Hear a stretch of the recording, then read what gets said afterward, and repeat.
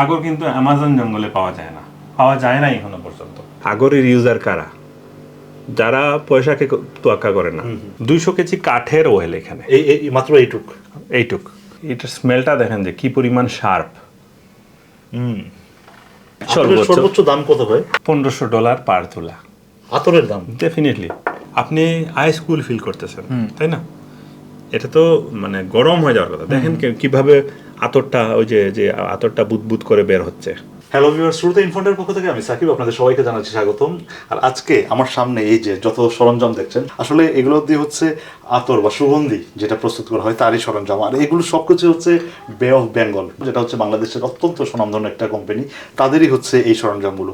এই কোম্পানিটা নাকি মুঘল আমল থেকে শুরু করে এখন পর্যন্ত খুব সুনামের সাথে তাদের যত আতরের প্রোডাকশন আছে, সুগন্ধির প্রোডাকশন আছে, সব হচ্ছে দেশের বাইরে রপ্তানি করে যাচ্ছে।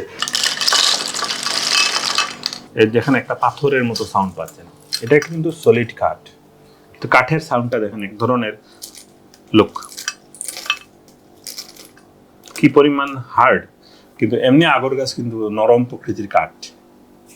নরম প্রকৃতির কাঠের মধ্যে যখন আপনার ওই যে আগরটা ফর্ম করবে লুক, এটা অনেক হেভিয়ার কোয়ালিটি যেগুলো, সেগুলোতে সাউন্ড বেশি পাবেন এবং অনেক ওজন। মুসলিম রাজা বাদশাদের ব্যবহার্য সুগন্ধি যে জিনিসটা, সেটা আসছে কোত্থেকে? রাসূল সাল্লাল্লাহু আলাইহি সাল্লামের সুন্নত থেকে। তো সেই আমল থেকেই ধারাবাহিকভাবে আতরের প্রচলন বা আতরের প্রোডাকশন চলে আসতেছে। তো আমরা এই ব্যবসাটা কোত্থেকে পেলাম? যতটুকু জানি আর কি, পূর্বপুরুষদের কাছ থেকে জানছি। হয়তো শাহজালাল ইয়ামানি রহমতুল্লাহি আলাইহি যখন সিলেটে আসলেন, আসার পরে তো মুসলিম এখানে ইসলামের প্রচার এবং প্রসার ব্যাপকভাবে বৃদ্ধি পেয়েছে। তখন দেখা গেল যে এখানে প্রচুর আগরের কাঁচামাল বিদ্যমান। তখনকার আমলের একটা ওই যে বড়লেখা থেকে নিয়ে একটা পাহাড় এরিয়া, ওই এলাকার আগরগুলো দেখা গেল যে বিশ্ববিখ্যাত। উদ আল হিন্দ, ভারত উপমহাদেশের সর্বপ্রথম যারা আগরের বিজনেস চালু করছিল বা আতর পেশা হিসাবে বেছে নিয়েছিল, সেই বংশধর এবং সেই বংশধরের একজন প্রতিনিধি আমি এখন আজকে এই ব্যবসাতে জড়িত। বাহ, বাংলাদেশের প্রেক্ষাপটে ধরেন একটা ব্যবসা, হ্যাঁ, সুনামের সাথে রান করা বা পারিবারিক ব্যবসা যেটাই হোক, ধরেন সর্বোচ্চ 50, 60, 70, 80 বছর পর্যন্ত যায়। সেই জায়গায় আপনারা বংশানুক্রমে 400-500 বছর ধরে এটা রান করে যাচ্ছে। এইটার পেছনে কি কোনো আছে? ব্যবসাতে দেখেন আপনার কয়েকটা উদ্দেশ্য কাজ করে। একটা হচ্ছে মানি মেকিং টেন্ডেন্সি, আর একটা হচ্ছে ধরেন আপনার বংশ বুনিয়াদ। এই যে আতরের সাথে দেখেন আমাদের রিলেশনটা কি, এটা দিয়ে আমাদের রিজিক হয়, জীবন জীবিকা হয়, প্লাস এটা কিন্তু একটা সুন্নত প্রোডাক্ট। এবং এটা কিন্তু এই যে পারফিউম, এখন আতরকে আমরা কি বুঝি? পারফিউম বুঝি, সুগন্ধি তো টাইপ হয় দুইটা, একটা হচ্ছে কেমিক্যালাইজড এন্ড একটা হচ্ছে অর্গানিক।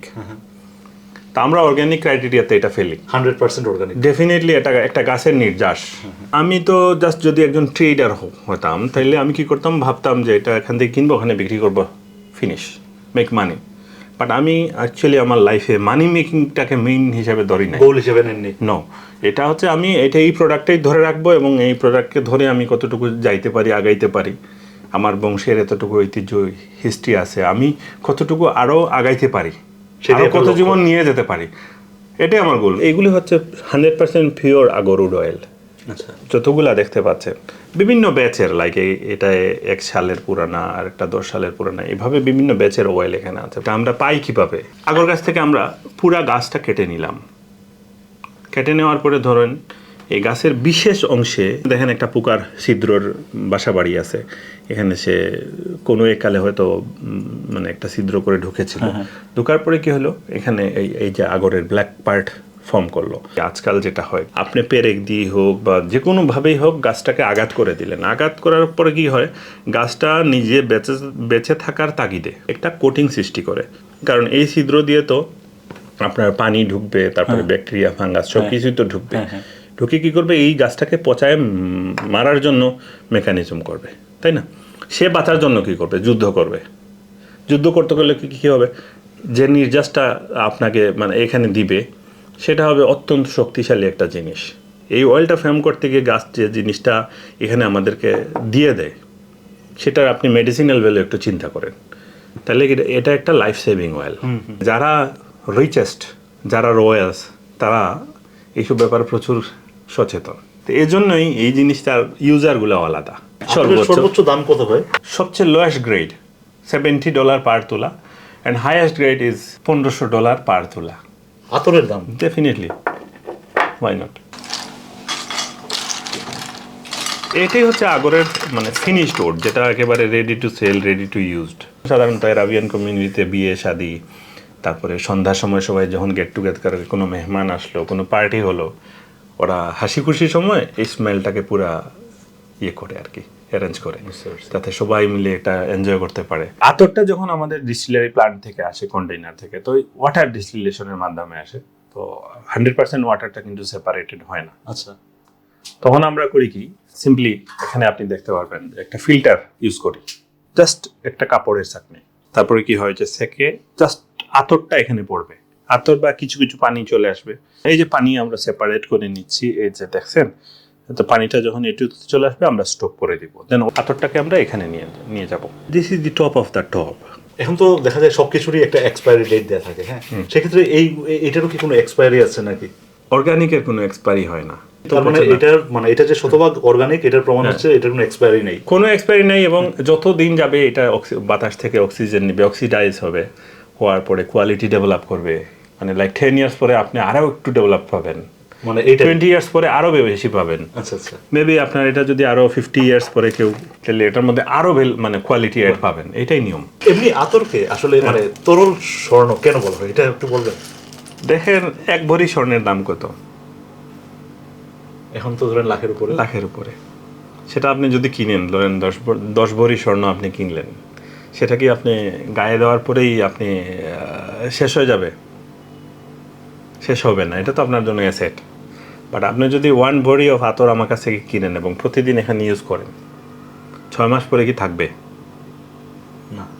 তাহলে 1 ভরি গোল্ড কখনোই আতরের সামনে দাঁড়াইতে পারবে না, তার ভ্যালু কই? আপনি আবার গোল্ড আপনি রিসেল বিক্রি করতে পারতেছেন, বাট এটা আপনাকে একেবারে অ্যাবজর্ব করে নিয়ে নিচ্ছেন বডিতে। সো এটা তো গোল্ড, তরল সোনা বললেও বলবো কম, বেশি কিছু তরল হীরা বললেও আমি মনে করি আমাদের জন্য কম।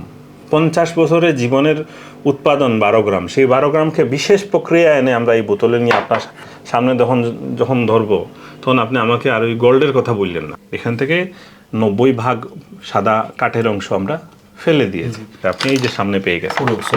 এটা কি সম্পূর্ণ হাতে করা হয়? এই যে মানে ডেফিনেটলি এগুলা সব আমাদের লেবার আছে, আচ্ছা। যারা প্রতিদিন কাজ করে 10 গ্রাম 15 গ্রাম কাজ করতে পারে। ম্যাক্সিমাম আউটপুট আমরা একজন লেবারকে দিয়ে ম্যাক্সিমাম ইজ 20 গ্রাম সারাদিনে। খুব সূক্ষ্ম কাজ, এবং এটা অনেক ধাপের পরে আসছে এবং অনেক এক্সপেন্সিভ। এটা হচ্ছে একটা চারকোল, আর কিছু না। চারকোলটাকে আমরা আগুন ধরাচ্ছি, আহমদ খান বলে আর কি, আগর বার্নার। হ্যাঁ, এটা ওই যে জ্বালানোর জন্য জাস্ট একটা ডেকোরেটেড সুন্দর জিনিস। এই যে দেখেন, ধোঁয়াটার মধ্যে কোনো ধরনের ইয়ে নাই, রুডনেস নাই। আপনি আরও আগান, এই যে আপনার চোখে পড়ে না, কিচ্ছু হয় না, জ্বালা পোড়া নাই। আপনি লোক আপনার একেবারে ধোঁয়াটাকে চোখের ভিতরে ঢুকাই দিচ্ছেন, কিন্তু আপনার চোখে পড়তেছে না। আল্লাহর কি একটা সৃষ্টি! এমনি নর্মাল ধোঁয়া যদি এরকম আপনার চোখে পুরো পড়বে, বার্ন করবে, পড়ে যাবে, কিন্তু আগরের ধোঁয়াটা কি হচ্ছে, আরো নিতে মন চাচ্ছে আমার, সত্যি কথা। নেন। এটা আসলে আমার লাইফের সেরা একটা পাওয়া, মানে এটা মানে যারা হচ্ছে এই ঘ্রাণটা, মানে এই স্মেলটা যারা নিবেন তারা বুঝবেন আমি কেন বললাম। হযরত আদম আলাইহিস সালামকে যখন আল্লাহ পৃথিবীতে প্রেরণ করলেন, তখন যে সুগন্ধি, বেহেশতি সুগন্ধিটা, বা ওনার যে গায়ের যে সুন্দর ঘ্রাণ, সেই ঘ্রাণটা ছিল আগর। এবং উনি যে এলাকায় পদচারণা করছেন পৃথিবীতে, ওইসব এলাকাতে আগর পাওয়া যায়। হযরত আদম আলাইহিস সালাম শ্রীলঙ্কায় প্রথমে এসে নেমেছিলেন, আদম পাহাড় যেটা শ্রীলঙ্কার। হ্যাঁ, তারপরে দেখেন উনি এই রিজিয়ন দিয়ে হেঁটে বেড়াইছেন। উনি 60 ফিট লং ছিলেন। নিশ্চয় উনি হেঁটে গেলে অনেক গাড়ি থেকে একটা স্টেপ অনেক গাড়ি থেকেও বেশি স্পিডে হাঁটতেন। তাহলে কোথায় পাওয়া যায়? বাংলাদেশ, ইন্ডিয়া, বা এই পাহাড়ি রিজিয়ন দিয়ে গিয়ে ইন্দোনেশিয়া, এইসব এলাকাতে পাওয়া যায়। আগর কিন্তু অ্যামাজন জঙ্গলে পাওয়া যায় না এখনো পর্যন্ত। শ্রীলঙ্কান আগরুড টপ, এই এরিয়াটাও টপ অফ দ্য টপ। উদ আল হিন্দ, যেটা হিন্দুস্তানের, মানে আমাদের এই রিজিয়নের উদটা হচ্ছে আইস কুল। আপনি আগুন থেকে একটা কুল শীতল, যে এই হিন্দ আগরের সবচেয়ে বড় কোয়ালিটিটা হচ্ছে একটা শীতল আপনাকে অনুভূতি দিবে। আপনার আদার রিজিয়নে গেলে এই ফিলিংসটা আপনি পাবেন না। স্ট্রং পাবেন, অনেক হাই স্মেল পাবেন, বাট ওই যে আইস কুল স্মেল, সফটি, এটা কিন্তু আমাদের এই রিজিয়নের উডে পাওয়া যায়। এখন আপনারা বলবেন যে আপনারা কি সুগন্ধি শুধু রাজা বাদশাহ বা বিলিয়নার মিলিয়নারদেরকে দিবেন, আর নর্মাল আমাদের মতো মানুষের দিবেন না? না, নর্মাল এদের জন্য অলরেডি বখুর বলে, ওয়ার্ল্ডে বখুর নামের কিছু ব্র্যান্ডিং পাওয়া যায়। এই যে অয়েল আতরটা বের করার পরে এভাবেই এই অংশগুলোকে কি করি আমরা এক্সপোর্ট করে দিই আবার। আপনাদের টোটাল মানে সিস্টেমটা আমি দেখলাম, এটা আমার জন্য একটা বিশাল প্রাপ্তি এবং বিশাল পাওনা। মানে এটা একটা মানে বলে বোঝাতে পারবো না।